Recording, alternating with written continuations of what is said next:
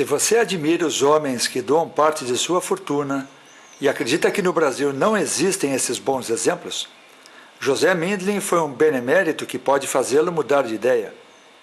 Nascido em 1914, Mindlin começou a trabalhar aos 15 anos de idade como repórter do estado de São Paulo e desde os 13 anos passou a colecionar livros raros. Advogado formado pela Universidade de São Paulo, Mindlin seguiu carreira diferente do imaginado e acabou se tornando um grande empresário no segmento de autopeças, dirigindo a empresa Metal Leve. Como diria mais tarde, o acaso atuou várias vezes em sua vida. José compartilhou o amor pelos livros com Gita, sua esposa, advogada como ele, que além de leitora contumaz, também formou muitos profissionais na arte de recuperar livros antigos. O casal teve, por assim dizer, 5 filhos, 4 naturais e uma menina, uma biblioteca que lentamente se tornou referência internacional. Ao contrário de muitos, Mindlin sempre abriu as portas de sua biblioteca para pesquisadores do mundo inteiro. Consciente do que construíra, preocupou-se com o destino que sua biblioteca brasiliana teria. Recusou ofertas de compra do acervo por instituições estrangeiras e, para a sorte de nossa memória, José, Gita e os seus filhos doaram a sua brasiliana para a Universidade de São Paulo. Mindlin não a viu funcionando no novo endereço, mas teve tempo de escolher o terreno e acompanhar a obra. Entrevistamos Cristina Antunes, curadora da Biblioteca Brasiliana, que conviveu por décadas com os Mindlin. É testemunha ocular do amor que os homens podem devotar à cultura e sabe do gesto que animou o idealizador. Mindlin sabia que o acervo extrapolara os limites da propriedade. Benemérito, agraciado com honrarias de toda sorte, fez o que muitos homens dotados de grandes recursos poderiam fazer. Deixou um legado.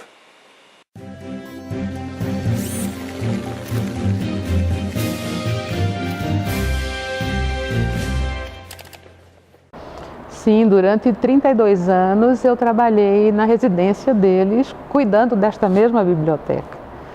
E a partir do momento em que a biblioteca foi doada para a universidade, eu fiz um concurso aqui na USP para assumir o posto da curadoria do acervo. Ele dizia sempre que quando os livros viessem, eu viria nas estantes junto com os livros.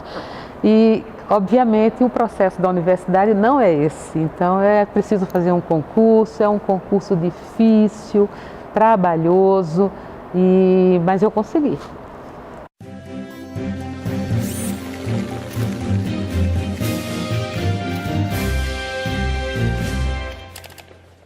Olha, na verdade, eu realmente não sei porque isso é uma frase de um dos livros do Montaigne. É um capítulo do livro do Montaigne, dos ensaios, que se chama Le Livre, e essa frase consta deste capítulo e está escrito exatamente isso: não faço nada sem alegria. Na verdade, conhecendo o Mindlin, eu diria que ele realmente tinha prazer em tudo que ele fazia. Não, porque metade da biblioteca não veio para a universidade. O que veio para a universidade foi a coleção brasiliana, todos os livros que dizem respeito a Brasil, escritos por autores brasileiros ou estrangeiros. A parte que não dizia respeito a Brasil ficou como herança para os filhos. Então, na verdade, nós temos aqui metade do que era o acervo original. Ele começou a colecionar com 13 anos. Na verdade, aos 13, ele comprou o que ele supôs ser um livro muito raro, que era um livro do século XVII, num sebo de São Paulo. Era um livro de um autor chamado Bossuet, uma história universal, e ele imaginou que ele estava comprando uma grande raridade. É um livro raro, mas não é um livro raríssimo, mas isso desencadeou nele o gosto pela coleção de livros raros. Paralelamente, ele ganhou de presente de uma tia uma história do Brasil, do Frei Vicente Salvador, e essa história tinha uma bibliografia imensa. Então, ele começou a pinçar os livros dessa bibliografia e começou a ler essa bibliografia, que foi o que despertou nele o interesse pela brasiliana. Nunca teve agente. Todos os livros que estão na biblioteca foram comprados por ele, pessoalmente por eles, ou às vezes, num caso de um leilão, ele pedia para algum amigo que estivesse lá providenciar a compra. Mas a mão dele está aqui em cada exemplar. Tem livros que a temática, eles são escritos no, sei lá, em língua alemã ou em língua inglesa. Então eles e editados em países da língua correspondente. Então geralmente eles permanecem no país de origem. Não importa se a temática envolve Brasil ou não. Agora, existem livros que saíram daqui, ou saíram do Brasil, foram, por exemplo, para o Chile e ficaram lá guardados no antiquário do Chile, e que o Mindlin um dia foi ao Chile, entrou no antiquário e perguntou se ele tinha livro sobre o Brasil, e ele disse que achava que não. Depois ele falou, acho que tem algumas coisas de um porto. Era o Porto Seguro, o Visconde de Porto Seguro. E o Mindlin comprou um lote enorme de livros nesse lugar, que curiosamente estavam lá porque o Visconde de Porto Seguro ele foi diplomata. Quando ele morreu, ele era casado com a chilena.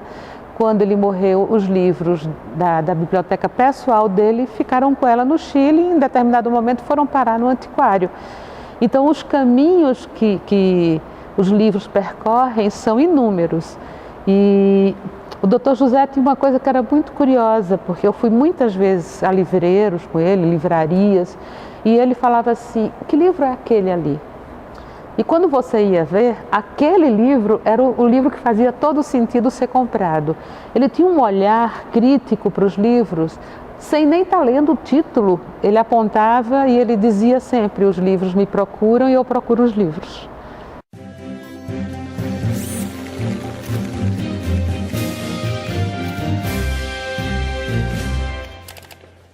Exatamente isso. A biblioteca começou na sala da casa e foi se espalhando por todos os lugares da casa, exceto banheiros e cozinha, mas aí com o tempo ele construiu, no outro lado do jardim, ele construiu um prédio que a gente chamava de pavilhão, que era um prédio de 2 andares, onde a biblioteca se espalhou, e depois ele tornou a construir mais um outro prédio de 2 andares, onde a biblioteca continuou se expandindo. Além disso, ele tinha alugado um apartamento, uma casa, na rua à esquerda da casa dele, onde ficavam todos os periódicos, as revistas, as coleções de revistas ficavam lá. E depois ele comprou um apartamento na rua, por onde a gente tinha acesso à garagem da casa, que acolheu novamente inúmeros livros. Então a biblioteca cresceu por todos os lugares. E tinha um quarto lá na biblioteca que ele acabou acostumando com o nome, porque eu chamava de quarto do caos, porque era um quarto onde tudo que chegava ia para lá. Antes de passar no laboratório, antes de descer para as estantes. Então era um quarto absolutamente caótico. Era difícil você achar alguma coisa lá dentro quando você precisava localizar de imediato uma obra. Mas ele tinha digamos assim, uma certa lógica dentro do caos. Então a gente acostumou com aquele ambiente que se renovava sempre, mas era exatamente isso que você falou. Ele morava dentro da biblioteca.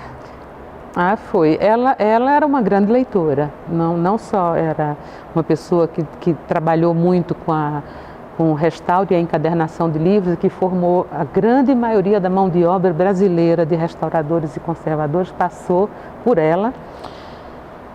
Ela era uma leitora voraz, então ele nunca chegou em casa com um livro na mão que ele precisasse entrar com um livro escondido. Ele sempre dizia, achei tal livro, comprei tal livro, e ela às vezes o surpreendia nesse sentido. Uma ocasião era aniversário dele, ele queria muito um livro e ele foi a um livreiro que tinha o exemplar, e quando ele chegou lá o livreiro falou que o livro já tinha sido vendido. E quem tinha comprado era ela e deu de presente para ele. Então eu diria que a cumplicidade dos dois era tamanha que eles tiveram o casamento perfeito nesse sentido. Desenhos de carne. E eu limpei a parte de dentro que estava toda manchada, é uma caixinha, e isso aqui estava muito manchado, ainda tem um pouquinho. Eu nunca precisei entrar em casa com um livro escondido, como acontece com muitos colecionadores. Quando havia alguma coisa muito extravagante que eu hesitava em comprar, geralmente ela me encorajava a comprar, embora isso pudesse afetar o orçamento doméstico, que não era grande, né? Acho que nós construímos a vida desde o começo direito, né? Eu sou submisso, Cada um aguenta os defeitos do outro, né? Você procura ver as qualidades.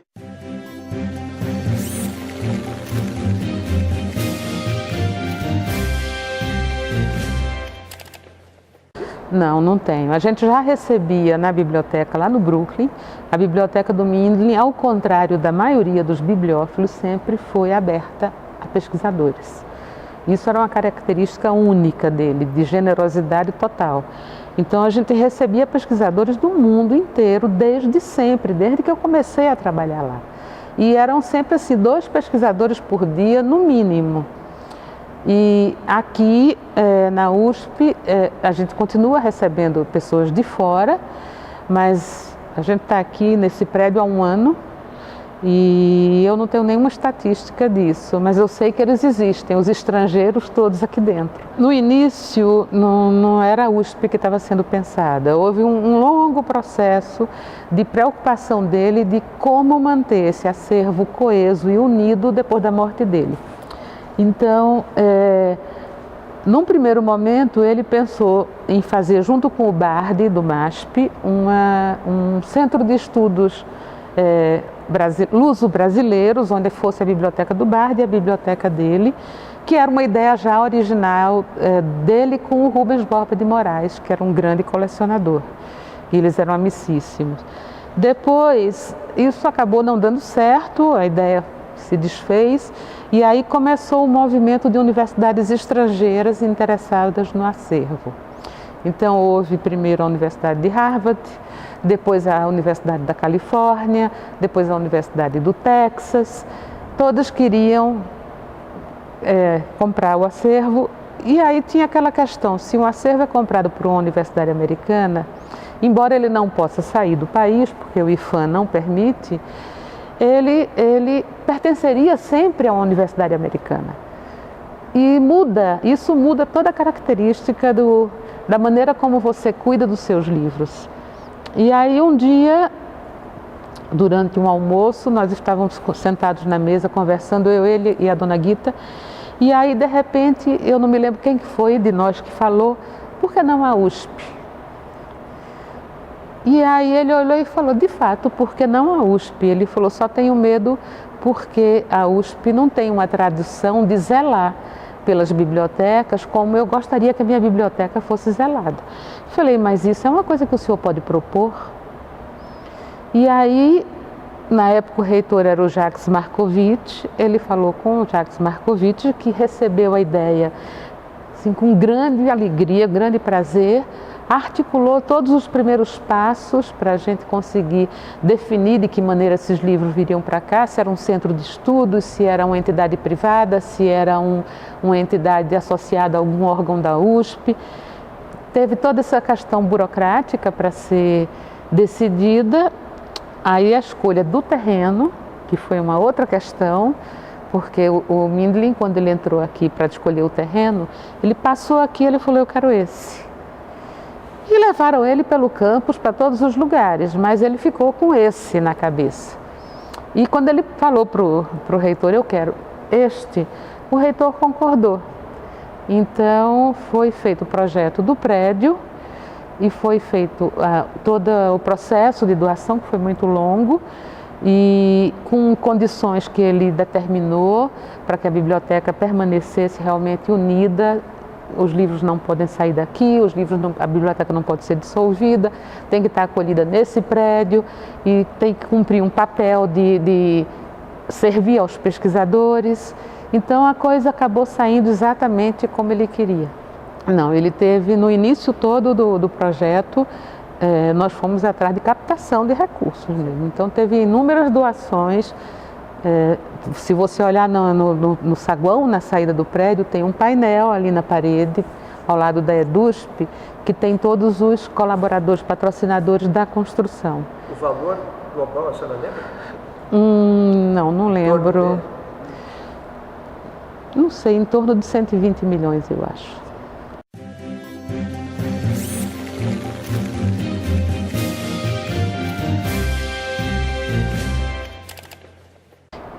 Existem vários. Por exemplo, a Moreninha, a primeira edição da Moreninha, existem 3 exemplares conhecidos no mundo. A primeira edição da Marília de Dirceu, a primeira edição brasileira, que é de 1810, a de Lisboa é de 1792, é mais antiga, mas a brasileira é extremamente rara. Existem 3 ou 4 exemplares só conhecidos. O Guarani, do José de Alencar, é um livro que também só existem 2 exemplares na primeira edição dele. E existem alguns outros livros que a gente sabe que existem alguns exemplares, mas que são absolutamente raros, como, por exemplo, a primeira edição do Hans Staden, de 1557, da viagem dele ao Brasil, quando ele foi feito prisioneiro dos índios. E é um livro... O exemplar que nós temos, ele é encadernado com 3 romances de cavalaria alemães. Então, ficou um livro grosso, quando na verdade a história do Hans Staden é um livro fino, assim. Mas, obviamente, a gente não vai desencadernar o livro e separar os exemplos, as obras, até porque a encadernação dele é contemporânea à data de publicação. Século XVI, portanto. Então, esse é um livro que é super importante para a Brasiliana. E é um livro que foi tão lido, tão reimpresso e tão reeditado que chegou a acontecer de sair no mesmo ano da primeira edição de Marburg, foi publicada a edição em Frankfurt, com a edição deste livro, só que o editor de Frankfurt não tinha as matrizes da obra do Hans Staden, as matrizes em madeira. Tem uma delas, por exemplo, que... Existem vários originais, né? A gente tem o original do Grande Sertão Veredas, a gente tem original de Clarice Lispector, Perto do Coração Selvagem, dos Elinhos do Rego, do Gilberto Freire. Tem vários. O pior de todos, digamos assim, que é a grande desgraça, que eu olho para aquele original e penso assim, o tipógrafo que fez a impressão desse livro deve ter se suicidado assim que ele acabou. É o Sobrados e Mucambos, do Gilberto Freire, que é absolutamente caótico. A correção, as notas, os papeizinhos que ele coloca dentro do livro, é bem complicado. E depois, no final, tem uma parte que é datilografada, que eu acho que salva. Se você pega, por exemplo, Guimarães Rosa, que era um revisor compulsivo, ele é conhecido como uma pessoa que ele revia cada edição, da segunda para a terceira, da terceira para a quarta, da quarta para a quinta, ele fazia inúmeras correções. Dizem até que o José Olímpio, que era o editor dele, um dia perdeu a paciência e mandou fundir os tipos para ele não mexer mais no texto. Mas ele, quando corrige o original dele, ele risca, usa cor normalmente, ele risca com lápis azul, mas ele risca de tal maneira que você não consegue ler o que está escrito embaixo. Já é diferente da Clarice Lispector, por exemplo, que quando ela vai fazer uma correção, ela usa um lápis borracha e ela apaga aquela letrinha e faz a letrinha desenhada novamente com a caneta da cor da fita da máquina. Então é muito difícil você perceber onde é que estão as revisões dela. Vem, em geral, quando tem reunião de conselho, porque eles fazem parte do conselho da biblioteca, então eles vêm. E de vez em quando aparecem assim do nada também, só para bater um papo e para matar a saudade dos livros. Da senhora também? Eles nutrem, digamos assim, algum deles nutrem, são 4 filhos? 4. Algum deles nutre um gosto pelos livros similar ao dos pais? Não. Todos gostam muito de ler, todos têm biblioteca, mas nenhum tem o vírus, como o Dr. José. E ele com esse vírus, ele foi até o fim da vida com isso? Foi. E ele, em quem pudesse, ele incutia o vírus. Ele não teve dificuldades de visão até o final da vida? Teve sim. Ele começou primeiro com uma névoa nos olhos que atrapalhava um pouco a leitura, mas ele ainda conseguia enxergar bem. Depois isso se agravou a tal ponto que chegou um momento ele não conseguia mais ler, nem com lupa, nem coisa nenhuma. Então a gente lia em voz alta para ele, fazia leitura em voz alta. A senhora fez isso algumas vezes? Muitas vezes, muitas vezes. Mesmo textos longos? No mesmo tempo, por exemplo, ele releu Em Busca do Tempo Perdido de Proust. Eu dividi essa leitura com um rapaz, chamava Milo, que ia lá, lia para o Dr. José, o Milo lia, depois eu li outra parte, depois o Milo lia. E essa foi a 5ª releitura do Mindlin, do Em Busca do Tempo Perdido. Esse era o autor que ele mais apreciava? Dos estrangeiros era. E dos brasileiros, Machado de Assis.